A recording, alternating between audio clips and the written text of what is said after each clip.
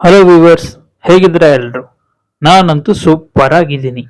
ನೀವು ನನ್ನ ಚಾನಲ್ಗೆ ತುಂಬಾನೇ ಸಪೋರ್ಟ್ ಮಾಡ್ತಾ ಇದ್ದೀರಾ.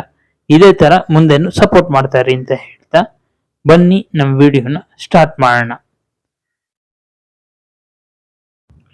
ಮಾಜಿ ಸಿಎಂ ಕುಮಾರಸ್ವಾಮಿ ಸರ್ ಅವ್ರ ಪ್ರೊಡಕ್ಷನ್ ಅಲ್ಲಿ ಆಗಿನ ಟೈಮಲ್ಲಿ ಟಾಪ್ ಡೈರೆಕ್ಟರ್ ಆದಂತಹ ಎಸ್ ನಾರಾಯಣ್ ಸರ್ ಡೈರೆಕ್ಷನ್ ನಲ್ಲಿ ಬಂದಂತಹ ಮೂವಿನೇ ಚಂದ್ರಚಕೋರಿ.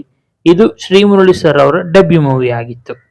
ಆಕ್ಚುಲಿ ಈ ಮೂವಿಗೂ ನನಗೂ ತುಂಬಾನೇ ಪರ್ಸನಲ್ ಕನೆಕ್ಷನ್ ಇದೆ. ಅದನ್ನ ಮುಂದೆ ಯಾವಾಗಾದ್ರೂ ಹೇಳ್ತೀನಿ.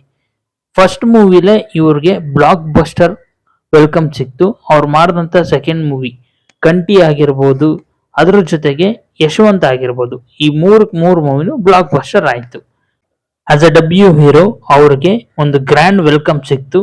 ಸಡನ್ ಆಗಿ ಅವ್ರ ಫ್ಯಾನ್ ಫಾಲೋಯಿಂಗು ಜಾಸ್ತಿ ಆಯ್ತು. ಎಲ್ಲ ಟೈಮು ಒಂದೇ ತರ ಇರೋದಿಲ್ವಲ್ಲ. ಹೇಗೆ ಮೂರು ಬ್ಲಾಕ್ ಬಸ್ಟರ್ ಆಯ್ತು, ಆಮೇಲೆ ಅವ್ರ ಲೈಫ್ ಅಲ್ಲಿ ಬ್ಯಾಕ್ ಟು ಬ್ಲಾಕ್ ಫ್ಲಾಪ್ಸ್ ಗಳನ್ನ ಅವರು ನೋಡ್ಬೇಕಾಯ್ತು.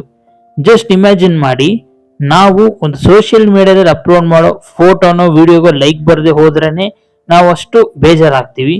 ಅದರಲ್ಲೂ ಕೋಟಿಗಟ್ಟಲೆ ಖರ್ಚು ಮಾಡಿ, ಟೈಮ್ ಎಲ್ಲ ಸ್ಪೆಂಡ್ ಮಾಡಿ, ಇದನ್ನೇ ಕೆರಿಯರ್ ಅಂತ ಚಾಯ್ಸ್ ಮಾಡಿ ಮೂವಿ ಮಾಡಿ ಅದು ಫ್ಲಾಪ್ ಆದಾಗ ಅವ್ರಿಗೆಲ್ಲ ಎಷ್ಟು ಬೇಜಾರಾಗ್ಬೋದು.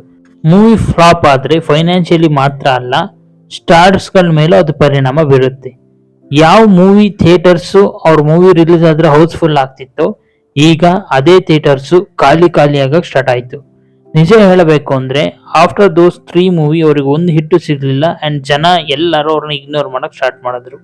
ಅವ್ರೆಷ್ಟೇ ಕಷ್ಟಪಟ್ಟು ಸ್ಕ್ರಿಪ್ಟ್ ಸೆಲೆಕ್ಷನ್ ಮಾಡಿದ್ರು ಯಾವುದು ಚೆನ್ನಾಗಿ ಹೋಗ್ತಿರ್ಲಿಲ್ಲ. ಅದು ಅಲ್ಲದೆ ಅವ್ರ ಫ್ಯಾಮಿಲಿ ಮ್ಯಾನ್ ಬೇರೆ, ಅವರು ಹಿಟ್ ಕೊಡೋದು ಅವ್ರಿಗೆ ತುಂಬಾನೇ ಅವಶ್ಯಕತೆ ಇತ್ತು. ಅವ್ರಿಗೆ ಹಿಟ್ ಇಲ್ಲ ಅಂದ್ರೂ ಕೂಡ ಅವರ ಹೆಂಡತಿ ಹಾಗೂ ಅವ್ರ ಹೆಂಡತಿ ಮನೆ ಕರೋರು ಅವ್ರಿಗೆ ತುಂಬಾನೇ ಸಪೋರ್ಟ್ ಮಾಡಿದ್ರು. ಇದೇ ತರ ಅವರು ಲೈಫ್ ಅಲ್ಲಿ 2014 ಅಲ್ಲಿ ಒಂದು ಅದ್ಭುತ ನಡೀತು. ಡೈರೆಕ್ಟರ್ ಪ್ರಶಾಂತ್ ನೀಲ್ ಹಾಗೂ ಹೀರೋಯಿನ್ ಹರಿಪ್ರಿಯಾ ಅವ್ರ ಕಾಂಬಿನೇಷನ್ ಅಲ್ಲಿ ನಂದೇ ಅನ್ನೋ ಮೂವಿನ ಸ್ಟಾರ್ಟ್ ಮಾಡಿದ್ರು. ಕನ್ಫ್ಯೂಸ್ ಆಗ್ಬೇಡಿ, ಉಗ್ರಂ ಮೂವಿಗೆ ಫಸ್ಟ್ ಇಟ್ಟಿದ ಹೆಸರೇ ನಂದೇ ಅಂತ. ಆ ಮೂವಿ ಬಂದಿದ್ದು ಅವ್ರ ಸ್ಟಾರ್ಡಮ್, ಅವ್ರ ಫ್ಯೂಚರ್ ಎಲ್ಲಾದು ಒಂದೇ ಸಲ ಶೈನ್ ಆಗಕ್ ಸ್ಟಾರ್ಟ್ ಆಯ್ತು. ಆ ಮೂವಿಗೆ ಅವ್ರು ಬರೀ ಆಕ್ಟರ್ ಮಾತ್ರ ಅಲ್ಲ, ಪ್ರೊಡ್ಯೂಸರ್ ಕೂಡ ಅವರೇ. ಆ ಮೂವಿ ಆಗಾದ್ಮೇಲೆ ಒಂದಾದ್ಮೇಲೆ ಒಂದು ಬ್ಯಾಕ್ ಟು ಬ್ಯಾಕ್ ಮೂವೀಸ್ಗಳು ಹಿಟ್ ಅಂಡ್ ಬ್ಲಾಕ್ ಬಸ್ಟರ್ ರೀಲ್ಸ್ಗೆ ಸೇರ್ತಾ ಹೋಯ್ತು. ಅದರಲ್ಲಿ ನನ್ನ ಪರ್ಸನಲ್ ಫೇವ್ರೆಟ್ ಅಂತೂ ಮಫ್ತಿ. ನೋಡಿದ್ರಾ, ಒಂದು ಚಾನ್ಸ್ ಇಂದ ನಮ್ ಲೈಫ್ ನ ಹೇಗ್ ಬದಲಾಯಿಸ್ಕೋಬಹುದು ಅನ್ನೋದಕ್ಕೆ ಶ್ರೀಮುರಳಿ ಅವರು ಬೆಸ್ಟ್ ಎಕ್ಸಾಂಪಲ್. ಇನ್ನ ಒಂದು ತಮಾಷೆ ಏನು ಅಂದ್ರೆ, ನಮ್ ಕನ್ನಡದ ಉಗ್ರಮ್ನೆ ಕಾಪಿ ಮಾಡಿ ಸಲಾರ್ ಅಂತ ಪ್ಯಾನ್ ಇಂಡಿಯನ್ ಮೂವಿ ರಿಲೀಸ್ ಮಾಡಿದ್ರು. ಥಿಯೇಟರ್ಗೆ ಹೋಗಿ ನೋಡಾದ್ಮೇಲೆ ನನಗೂ ಗೊತ್ತಾಗಿದ್ದು ಇದ್ರ ಉಗ್ರಂ ಮೂವಿ ರಿಮೇಕ್ ಅಂತ. ಈ ಸ್ಟಾರ್ ಬಗ್ಗೆ ಹೇಳೋದ್ರ ಜೊತೆಗೆ ಅವ್ರ ವೈಫ್ ವಿದ್ಯಾ ಅವ್ರ ಬಗ್ಗೆನೂ ಹೇಳಲೇಬೇಕು. ಯಾಕೆ ಅಂದ್ರೆ ಅವ್ರ ಸ್ಟಾರ್ ಆದಾಗಿಂದ ಹಿಡಿದು ಸ್ಟ್ರಗ್ಲಿಂಗ್ ಡೇಸ್ ಇಂದ ಹಿಡಿದು ಮತ್ತೆ ಅವ್ರ ಸ್ಟಾರ್ ಡಮ್ ಆಗೋವರೆಗೂ ಅವ್ರಿಗೆ ತುಂಬಾನೇ ಸಪೋರ್ಟ್ ಮಾಡಿದ್ದಾರೆ. ಜೊತೆಗೆ ಅವ್ರ ಅಣ್ಣ ವಿಜಯ್ ರಾಘವೇಂದ್ರ ಅವರು ಕೂಡ ಅವ್ರ ತಮ್ಮನ್ಗೆ ಅಷ್ಟೇನೆ ರೆಸ್ಪೆಕ್ಟ್ ಕೊಟ್ಟಿದ್ದಾರೆ. ಒಬ್ಬ ಸ್ಟಾರ್ ಆಗಿ ಫೇಲ್ಯೂರ್ನ ಕಂಡು ಮತ್ತೆ ಬೌನ್ಸ್ ಬ್ಯಾಕ್ ಆಗೋದು ಸಾಮಾನ್ಯವಾದ ವಿಷಯ ಅಲ್ಲ. ಮೂವಿ ಅಂದ್ರೆ ಒಂದು ಒಳ್ಳೆ ಮೀಡಿಯಾ, ಅದರಿಂದ ನಾವು ಒಳ್ಳೇದನ್ನು ಕಲಿತೀವಿ, ಕೆಟ್ಟದನ್ನು ಕಲಿತೀವಿ.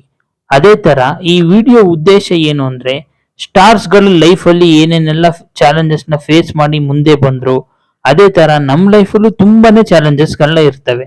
ಅದನ್ನೆಲ್ಲ ನಾವು ಹೆದರದೆ ನಾವು ಕರೆಕ್ಟ್ ಆದ ಡಿಸಿಷನ್ಗಳನ್ನ ತಗೊಂಡು ಅದನ್ನೆಲ್ಲ ಫೇಸ್ ಮಾಡಿ ಮುಂದೆ ಬಂದ್ರೆ ನಾವು ಕೂಡ ನಮ್ಮ ಲೈಫ್ ಅಲ್ಲಿ ಕಮ್ ಬ್ಯಾಕ್ ಮಾಡಬಹುದು ಅಂತ ಹೇಳ್ತಾ ಈ ವಿಡಿಯೋನ ಮುಗಿಸ್ತಾ ಇದ್ದೀನಿ. ದಯವಿಟ್ಟು ನಮ್ಮ ವಿಡಿಯೋನ ಲೈಕ್ ಮಾಡಿ, ಸಬ್ಸ್ಕ್ರೈಬ್ ಮಾಡಿ ಅಂಡ್ ಶೇರ್ ಮಾಡಿ.